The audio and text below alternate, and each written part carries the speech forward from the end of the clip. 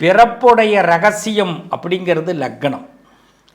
இந்த லக்னம் நமக்கு சரியாக அமைஞ்சிருச்சுன்னா பிறப்புடைய ரகசியம் தெளிவாக தெரிஞ்சிடும். நான் என்னத்துக்கு பிறந்தேன்டா, நான் என்னத்துக்கு வாழ்கிறேன்டா, என் வாழ்க்கையை நான் எப்படி கொண்டு போகணும், ஏன் யாருக்கிட்ட ஏமாறுறேன், யாருக்கிட்ட நான் கஷ்டப்படுறேன், எதனால் கஷ்டப்படுறேன் அப்படிங்கிறத இந்த பிறப்புடைய ரகசியம் காட்டி கொடுத்துரும். அதுக்கு லக்னம் நல்லா இருக்கா, லக்னத்துக்கு அதிபதி நல்லா இருக்காரா, லக்னத்துக்கு அதிபதி யாரை பார்க்குறாரு, யாருக்கிட்ட பார்க்காம இருக்காரு, அவர் பார்வை படாமல் எந்தெந்த கிரகங்கள் இருக்குது அப்படிங்கிறத தெரிஞ்சுக்கிட்டோம்னா லைஃபோட சீக்கிரட்டே தெரிஞ்சிருங்க. அதான் லக்னம். லக்னம்ங்கிறது உயிர். மீன லக்னத்தை பொறுத்தவரை ஒரு பணக்கார லக்னம்.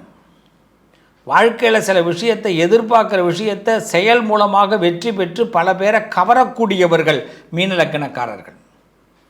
பல பேரை கவரக்கூடியவர்கள். மீன ராசியாக இருக்கட்டும், மீன லக்கணமாக இருக்கட்டும், ஒரு சுந்தர வடிவு கொண்டவர்கள், அழகு கொண்டவர்கள், எப்படியோ ஒருத்தவங்களை வசீகரம் பண்ணக்கூடிய ஆற்றல் கொண்டவர்கள். அதனால் எதையும் பயப்படாமல் தைரியமாக உங்கள் மீது நம்பிக்கை வைத்து, உங்கள் அழகு மீது நம்பிக்கை வைத்து, உங்கள் செயல் மீது நம்பிக்கை வைத்து நீங்கள் எடுக்கக்கூடிய காரியத்தில் ஃபஸ்ட் கிளாஸாக சக்ஸஸ் ஆவீங்க.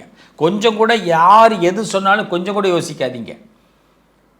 யாராவது உங்களை மைனஸாக நீலாம் அதுக்கு செட் ஆக மாட்ட, நீலாம் உனக்கு இது கரெக்ட் ஆகாது அப்படின்னு ஏதாவது ஒன்று சொல்லுவான். உலகத்தில் சொல்கிறதுக்கு இன்னும் குறைச்சலா பஞ்சமா?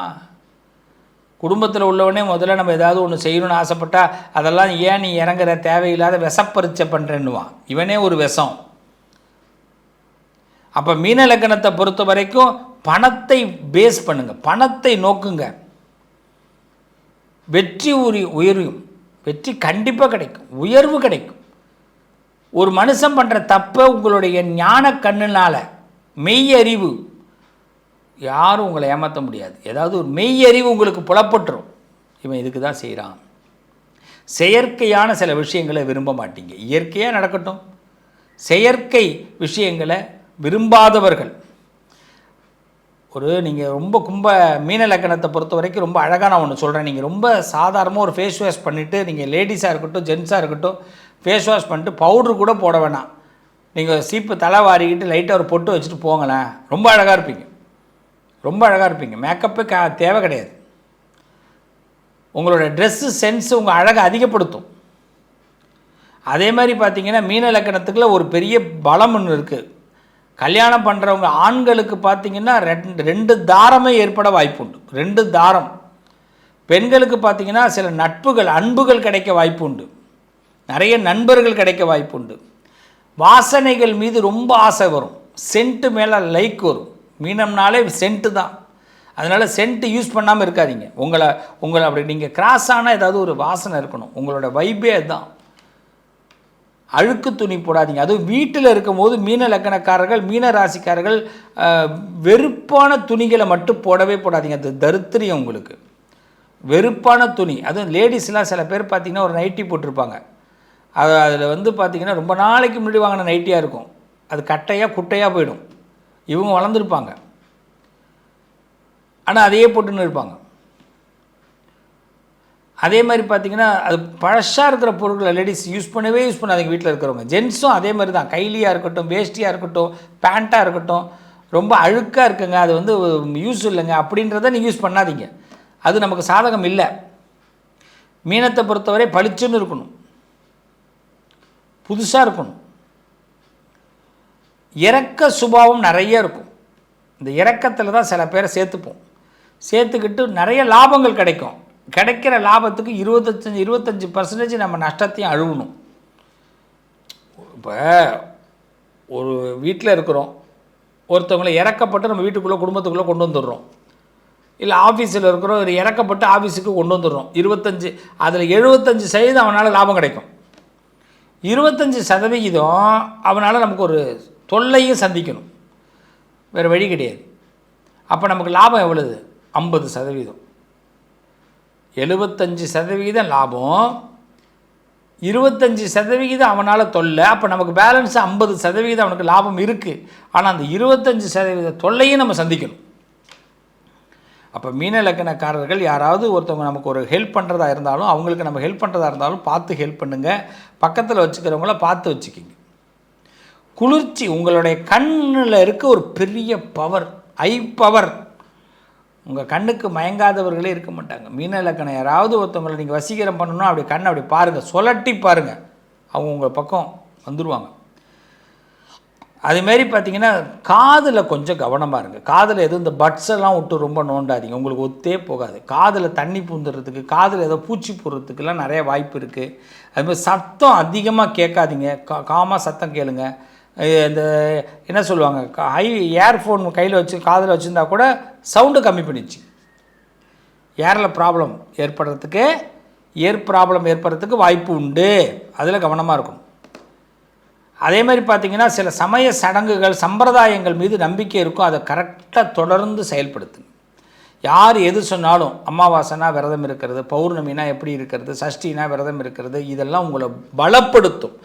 ஆன்மீகம்ங்கிற ஒரு விஷயம் உங்களுடைய பல இன்னல்களை போக்கும், உங்கள் மேலே ஏற்படக்கூடிய அவப்பெயர்களை நீக்கி கொடுக்கும், உங்கள் மேலே ஒரு நல்ல எந்த ரீமார்க்கும் இல்லாமல் ஒரு நல்ல பேரை ஏற்படுத்தி கொடுக்க வாய்ப்பு உண்டு. ஆன்மீகத்தில் நீங்கள் ஈடுபடுவதனாலும் சாஸ்திரங்களை சம்பிரதாயங்களை ஹேண்டில் பண்ணுறதுனாலும் இது நடக்கும். அப்போ இதை கடைபிடிக்கணும். அதுமாதிரி நிறைய சாப்பாடு மேலே ஆசை வரும். டிஃப்ரெண்ட்டான சாப்பாடுகளை சாப்பிடுங்க, குறைந்த அளவில் சாப்பிடுங்க. இப்போ ஒரு சாப்பாடை சாப்பிட்றோம், நிறைய சாப்பிட வேண்டாம். ஒரு சாப்பாடை டிஃப்ரெண்ட்டாக சாப்பிடுங்க. ரைஸாக கொஞ்சோண்டு, காய்கறியாக கொஞ்சோண்டு, ஆனால் எல்லாம் எடுத்துங்க. அதாவது சாதாரணமாக 2 மீல்ஸ் ஐட்டம் இருக்கும். ஒன்று சூப்பில் ஆரம்பிப்பாங்க, ஒன்று சூப்பில் ஆரம்பித்து அப்புறமா என்ன பண்ணுவாங்க, இந்த கட்லெட்டு அதை பழங்கள் இருக்கும், காய்கறிகள் இருக்கும், அப்புறமா சாப்பிடுவாங்க. அதுக்கப்புறமா சாப்பாடு சாப்பிடுவாங்க. அதுக்கு பிறகு கடைசியில் ஐஸ்கிரீமில் முடிப்பாங்க. இப்படி தான் இருக்கும். இடையில ஃபுல்கா, ரொட்டி, நான் அது இதுன்னு இடையில முடிஞ்சு கடைசியில் ஐஸ்கிரீமில் முடியும். இது ஒரு விதமான ஃபுட்டு.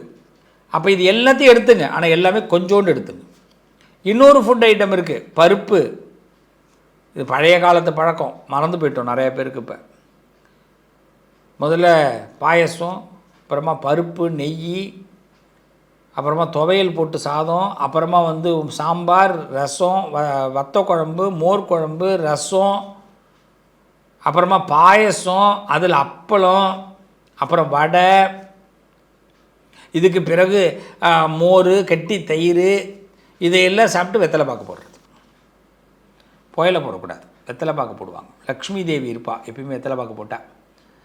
அப்போ அது மாதிரி எல்லாத்தையும் சாப்பிடுங்க, ஆனால் குறைந்து சாப்பிடுங்க. வயிறை திருப்தியாக வச்சுக்கிட்டிங்கன்னா மீன லக்கணக்காரர்கள் என்றைக்கு வாழ்க்கை திருப்தியாக இருக்கும். உங்களுக்கு உங்கள் லக்கணத்தை சுபகிரகங்கள் பார்வையிட்டதுன்னா நீங்கள் 100 வயசு நல்லா இருக்கலாம். உங்கள் லக்கணத்தை மட்டும் சுபகிரகங்கள் பார்வையிடணும். உங்கள் லக்கணத்துக்கு அதிபதி சூப்பராக இருக்கணும்.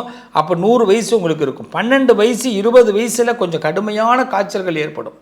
12 வயசு 20 வயசு, அதேமாதிரி 42 வயசு 36 வயசில் பார்த்தீங்கன்னா உடல் ரீதியாக திடீர் கோளாறுகள் ஏற்படும். இதிலெல்லாம் கொஞ்சம் கவனமாக இருக்குது. ஆனால் உங்களுக்கு கோளாறு ஏற்பட்டு உடனே மாறிடும்.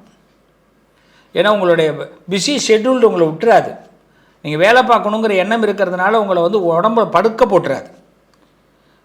இந்த கும்ப லக்கணத்தை எப்படி சொன்னோமோ அதேமாரி மீன லக்கணத்துலேயும் என்ன ஒன்றுன்னா துர்க்கை வழிபாடு, அதாவது ஒரு வேல், சூளம், இது மாதிரி வச்சுருக்கிற தெய்வத்தை வழிபாடு பண்ணுறது மீனத்துக்கு ரொம்ப சிறப்பு. சம்ஹார கடவுளை வழிபாடு பண்ணுவது மீன லக்கணக்காரர்களுக்கு ரொம்ப சிறப்பு. அது மாதிரி சம்ஹார கடவுளை வழிபாடு பண்ணுங்கள். உங்கள் லக்னாதிபதி யார்? குரு. அந்த குரு மட்டும் உங்களுக்கு மகரத்தில் இல்லாமல் இருந்தால் ரொம்ப விசேஷம். உங்கள் லக்னாதிபதி மகரத்தில் இல்லாமல் இருக்கணும். உங்கள் லக்னாதிபதி 5வது வீட்டில் இருந்தார்னா நீங்கள் ஓஹோன்னு இருப்பீங்க. லக்னாதிபதி 10வது வீட்டில் இருந்தால் இன்னும் ஓஹோன்னு இருப்பீங்க. பல பிரச்சனைகளை எதிர்கொண்டு சந்திக்க முடியும். அரசியல் நாட்டம் ஏற்படும். அரசியல்வாதிகளோட டையப் ஏற்படும். அரசாங்கத்தோட டையப் ஏற்படும். அப்போ மீன லக்கணம் ஒரு சர்க்காரை ஹேண்டில் பண்ணக்கூடியவர்கள், பல பேரை ஈஸியாக அப்ரோச் பண்ணக்கூடியவர்கள். அப்படிப்பட்ட மீன லக்கணம் நீங்கள் சம்ஹார கடவுளை வழிபாடு பண்ணுங்கள், சிறப்பாக இருப்பீங்க. லக்னாதிபதி உங்களுக்கு வலுவாக இருக்கிறனால எந்த விஷயத்துலையும் கோட்டை விட மாட்டீங்க. லக்னாதிபதி வலு இழந்திருக்கிறார்னா உரிய பரிகாரங்களை செய்து உங்களை மேம்படுத்தி கொள்ளுங்கள். நல்லது நடக்கும். ஆரோக்கியமான வாழ்க்கை உங்களோடு தொடர்பில் இருக்கும். நல்லது நடக்கும். உங்கள் அதிர்ஷ்டத்திற்கான தீர்வு: கல்வி, பதவி, யோகம், தொழில் வளர்ச்சி பெருக.